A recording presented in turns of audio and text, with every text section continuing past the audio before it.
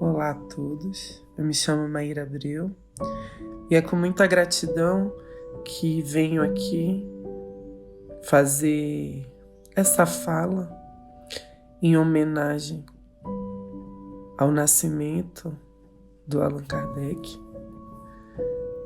e acredito que uma forma da gente homenageá-lo é relembrar a trajetória dele, a jornada que ele nos trouxe através, da sua vivência, da sua existência.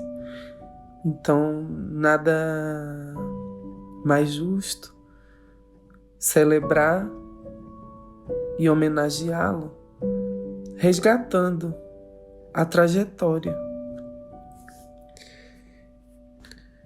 onde ele nasce em 3 de outubro de 1804, na cidade de Lyon, na França, e recebe o nome de Hippolyte Léon Denisard Rivail. E a gente pode falar um pouco das fases da vida dele, para que a gente possa compreender um pouco melhor essa jornada, onde com 10 anos ele vai estudar no castelo de Yverdon, na escola de Pestalozzi. E Pestalozzi já trazia algumas ideias com relação ao ensino, onde colocava o educador como um mentor e responsável por esse processo do aluno. E ele dizia que a fase de educação ela não é um momento de crítica, e colocava também como a intuição como uma ferramenta de instrução. Então Kardec entrou em contato com essas ideias na sua infância. E essas ideias, de alguma forma, o estimularam.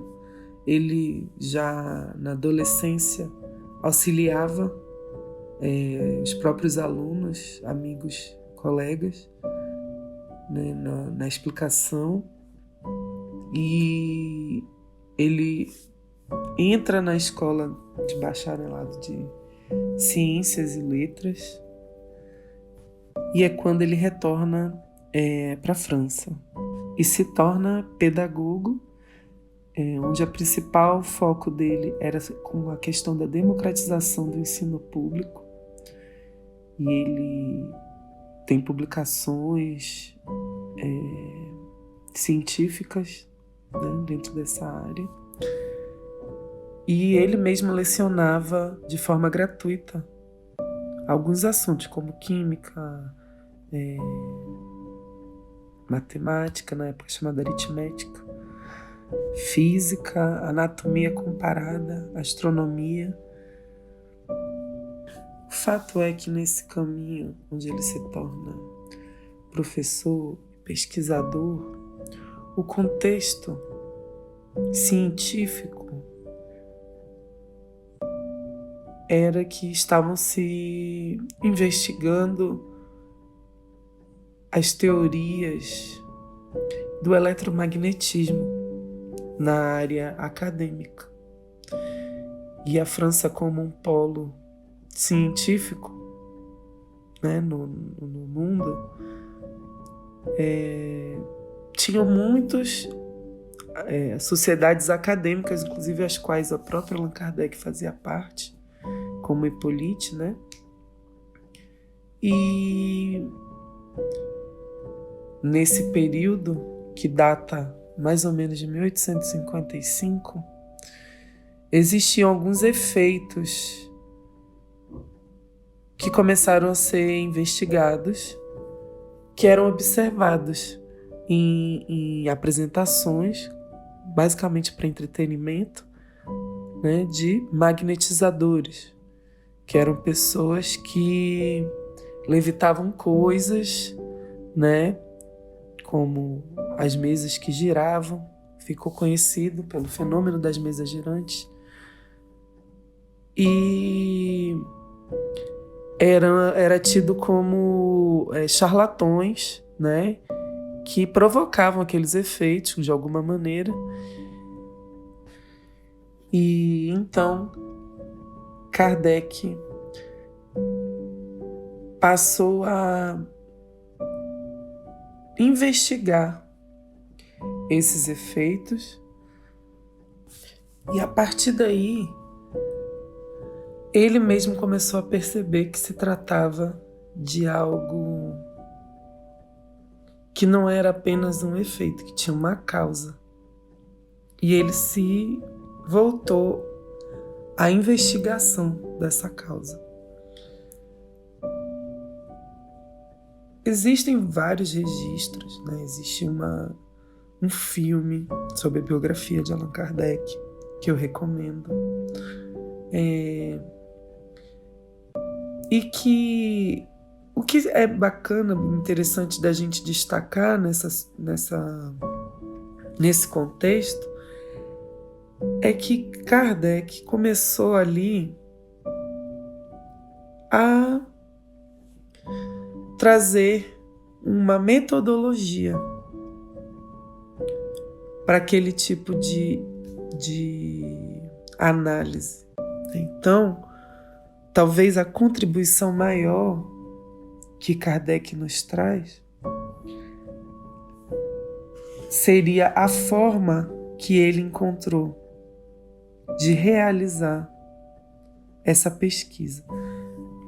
Claro que os livros que foram codificados por ele são a materialização disso.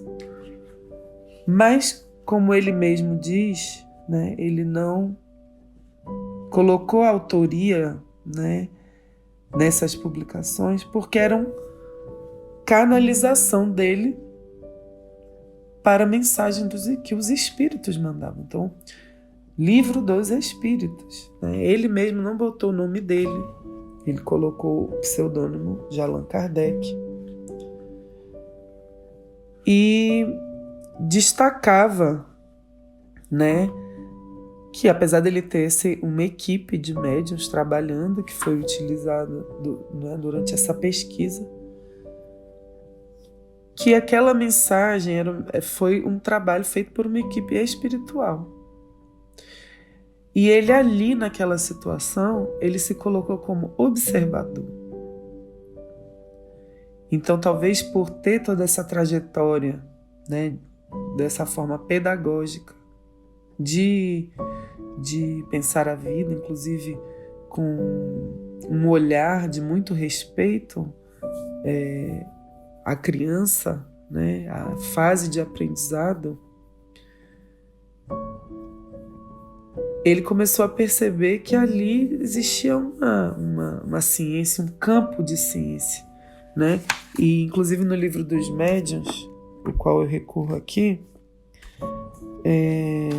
no capítulo relacionado a método, onde ele vai explicando qual foi o método utilizado e depois ele fala dos sistemas utilizados, ali tem um contributo muito grande para primeiro que ele traz a sensibilização de que esses assuntos, eles são assuntos da humanidade, porque são questões que, apesar da gente não as conhecer, elas permeiam toda a humanidade, né? E ele fala assim: dissemos que o Espiritismo é toda uma ciência, é toda uma filosofia. Portanto, quem quiser conhecê-la seriamente deve, como primeira condição, dispor-se a um estudo sério. Então ele tinha uma espécie de orientação muito recomendável desse olhar mais sério para aquilo que estava acontecendo, né? Para aquilo que se quer aprender, né? Não é um rigor, mas com uma certa disciplina. E ele inteira, né, dizendo que o Espiritismo diz respeito a todas as questões que interessam à humanidade. O seu campo é imenso e deveremos encará-lo principalmente pelas suas consequências, ou seja, os próprios efeitos, né? E a partir daí, Kardec se debruça, né? E esse perfil, ele se torna observador, porque Kardec não tinha faculdade mediúnica ostensiva, mas pelo método experimental. Então ele trouxe um método científico experimental utilizado na ciência à época e começou as investigações. Então ele contava com uma equipe de médiuns ostensivos que psicografavam, traziam mensagens psicofônicas, e ele ali mesmo foi interpretando. Ele observava sem julgamento, sem crítica. Ele se tornou curioso genuinamente pelo que estava acontecendo. E a partir daí, ele reúne todo esse material e publica em 18 de abril de 1857 o Livro dos Espíritos, que conta com uma equipe mediúnica, uma equipe de médiuns, onde tem a irmã Situfo, as irmãs Bodin, entre outros, e que é dividido em 4 partes, e que a primeira parte vai falar de causas primárias, a segunda parte trata dessa assimilação do mundo espiritual, a terceira parte vai tratando das leis ao qual estão submetidos, destacando essas leis a qual estamos submetidos, que ele ali, né, denomina de leis morais, e finaliza com a quarta parte sobre esperanças e consolações, trazendo o conhecimento, né, de que nem tudo é permanente, de que há processos, né, que estão submetidos a leis e que a nossa vida ela é espiritual. A partir daí, ele entra no campo investigativo dos fenômenos mediúnicos, onde ele já assimilou, né, essa ideia de comunicabilidade com um plano inteligente, não material, e surgiu a partir dessas investigações o compilado, que é o Livro dos Médiuns, a partir dessa metodologia investigativa, que também é chamado de o Guia dos Médiuns e dos Evocadores, trazendo também uma metodologia e uma didática para como lidar com os espíritos, um guia para como organizar essas reuniões e como conduzir essa comunicação.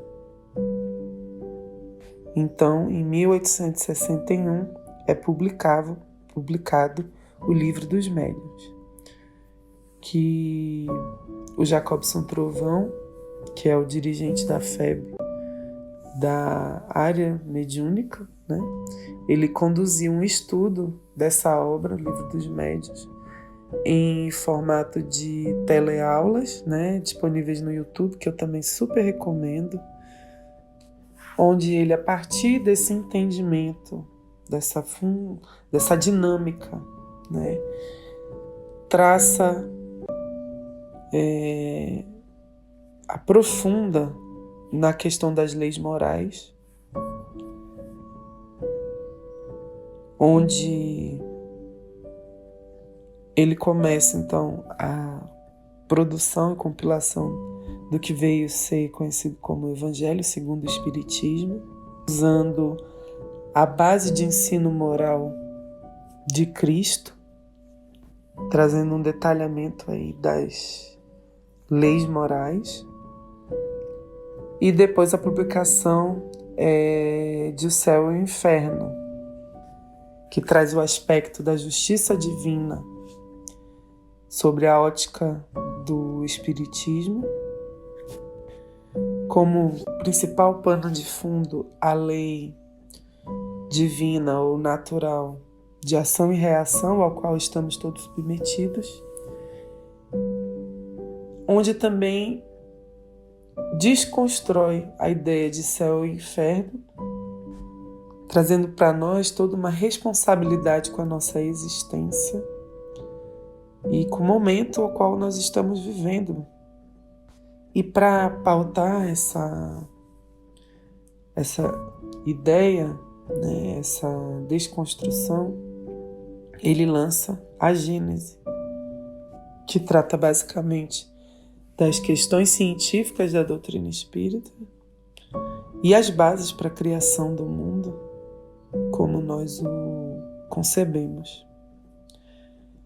Também tem a publicação das obras póstumas, onde tem os relatos e comentários de Kardec, né, acerca dessa missão dele e da constituição do Espiritismo, além, inclusive que foi publicado pós sua morte, e além de outras publicações complementares,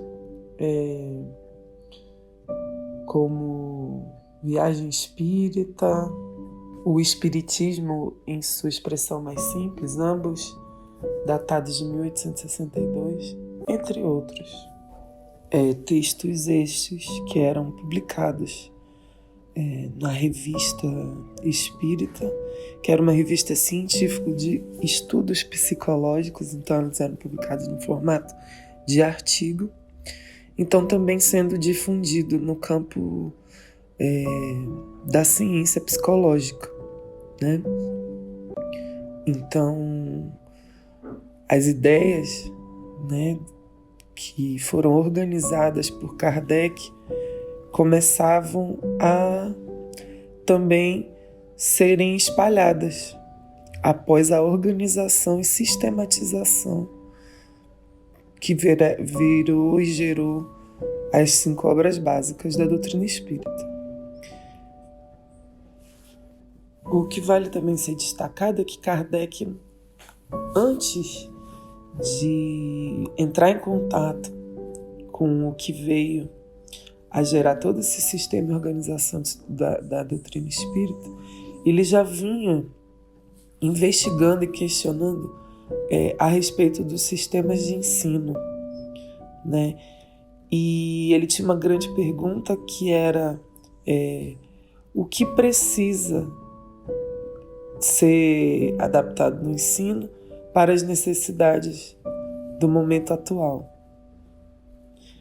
E ele já vinha desenvolvendo trabalhos nessa perspectiva, né, de compreensão de um ponto de vista mais generalizado com relação às necessidades, né? E quando ele se deparou com aquele tipo de mensagem, ele percebeu que tinha ali um teor educacional, um teor ali muito mais elevado em termos de não só de ética, mas de orientação, né? E Kardec era de origem familiar católica, mas conhecia o protestantismo por viver num país protestante E ele já se identificava com ideias mais liberais, menos conservadoras. E ali aquilo foi se desenhando, né, para ele. Em 1861, em Barcelona, houve uma queima de diversos livros que Allan Kardec tinha enviado para um livreiro em Barcelona, que foram queimados. E ali ele comentou que podem queimar os livros, mas não se queimam ideias. E quando a ideia ela é grandiosa o suficiente, ela tem essa capacidade de atingir os corações que já estão despertos para assimilar aquela ideia. E esse episódio ficou conhecido como o Auto de Fé de Barcelona. E esses livros foram queimados nessa ação inquisicional, onde o teor era considerado como muito libertário e traziam ideias muito novas, né? Mas Kardec estava a serviço do desenvolvimento. Ele estava ali diante do que lhe chegava e do que a sua intuição o dizia sobre. Ele estava guiado, né? Ele entrou em conexão com essa parte intuitiva dele muito fortemente. E muito guiado por esse lugar, ele foi desenvolvendo esse método, onde ele ia fazendo perguntas. As perguntas eram perguntas intuídas, já eram perguntas assertivas, né, que já traziam ali como uma espécie de guiança nessa construção dessa sistematização, né? Então, um dos méritos dele era nesse aspecto da construção da própria pergunta, né? Esse caráter investigativo científico. E nesse sentido, ele mesclava a compreensão com outras ciências da época, como o evolucionismo, né? A ideia de que tudo evolui, e essas coisas iam se encaixando, tanto que ele mesmo não considerava nem os próprios espíritos como uma nova religião, mas sim uma doutrina de aspecto científico, filosófico e religioso, né, por estar nesse lugar de reconexão. E isso visava contestar a perspectiva dogmática da religião, de que as coisas aconteciam porque Deus queria que elas acontecessem assim, sem uma análise causal, né, buscando uma lógica e explicação. E, por outro lado, a ciência completamente ateia, ignorando, de certa forma, aí, na época, todos os aspectos que, por mais que fossem importantes para a humanidade, mas que não podiam ser tangíveis ou mensurados. E então ele reúne essas filosofias e ciências, né?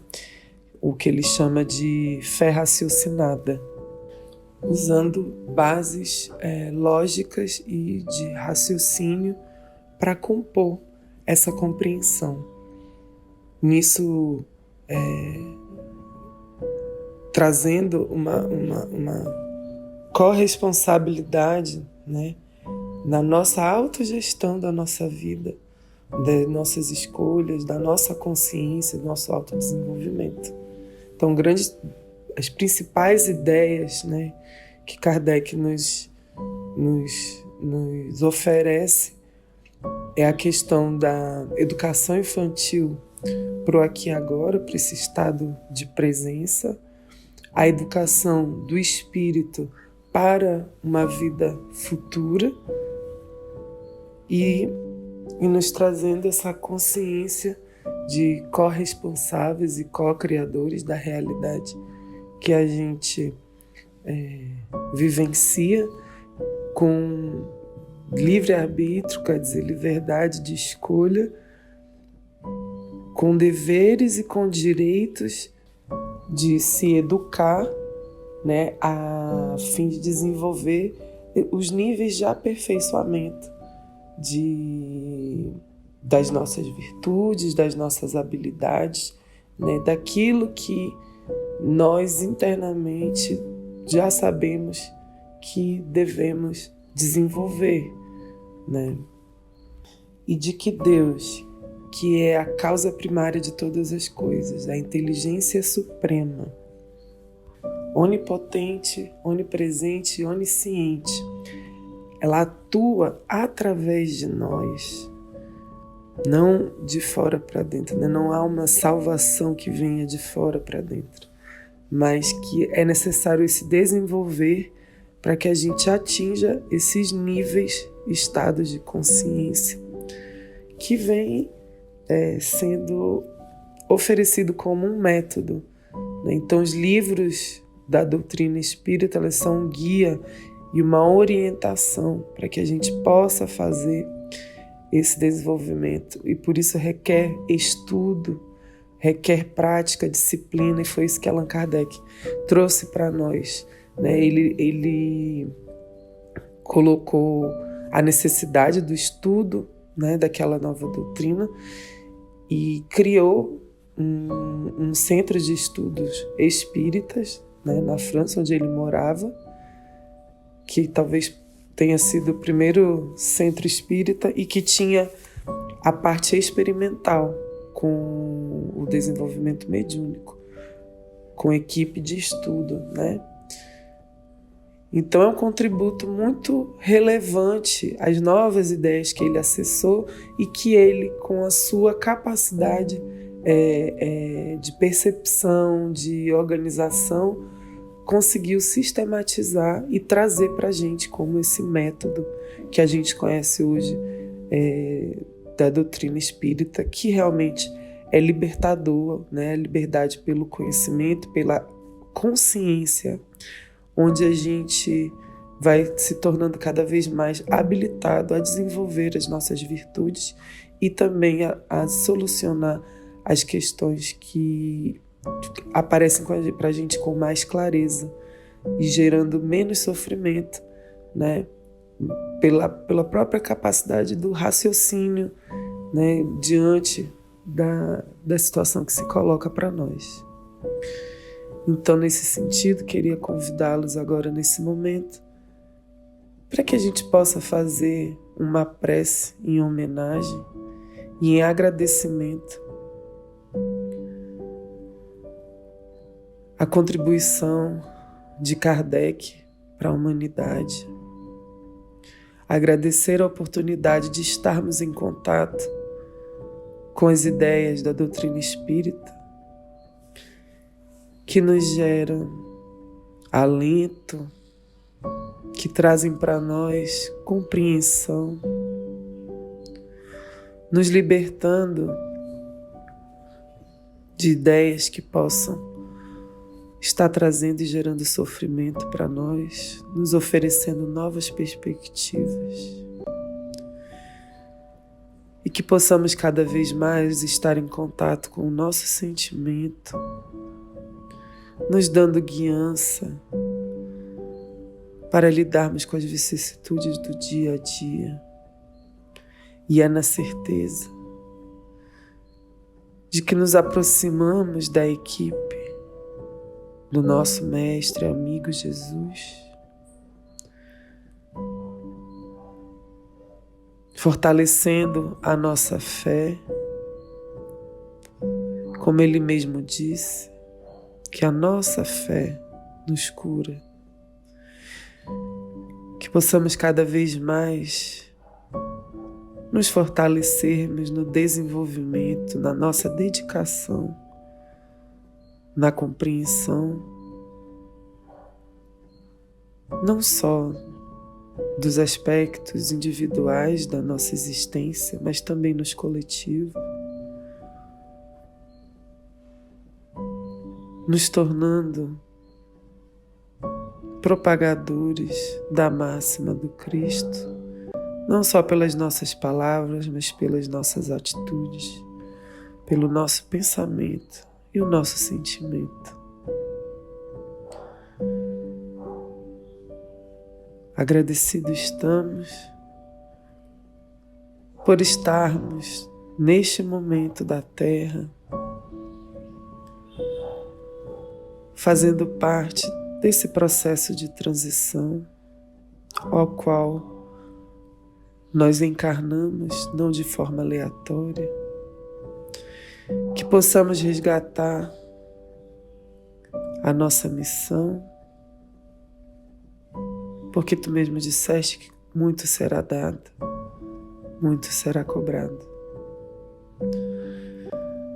Mas não aquela cobrança rígida, porém a necessidade dentro de nós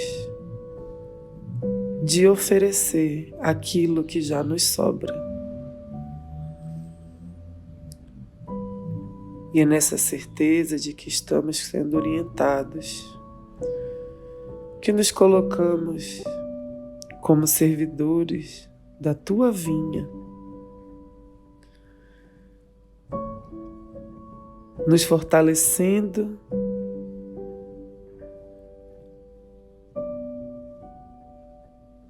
e com a disciplina de todos os dias, exercitar um pouco mais dentro de nós a confiança,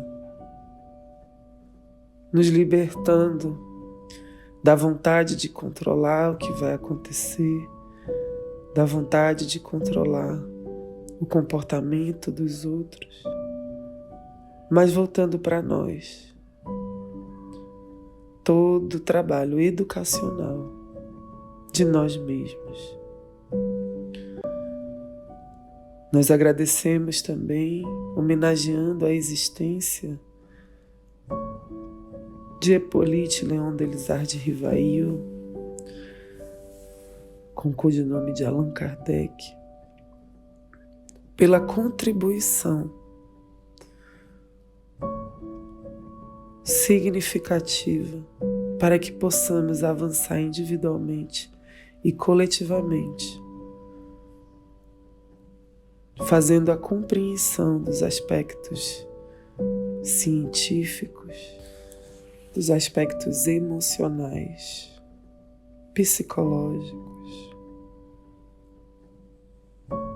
traduzidos pela espiritualidade saudável, que possamos cada vez mais buscar nos alinharmos com esses ideais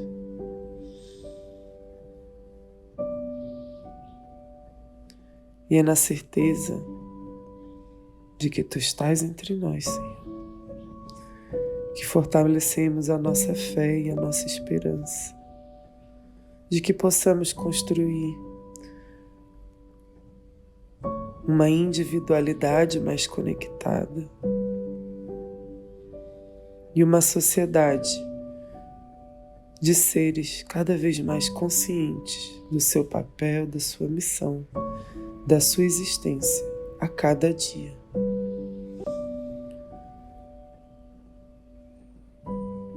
E assim,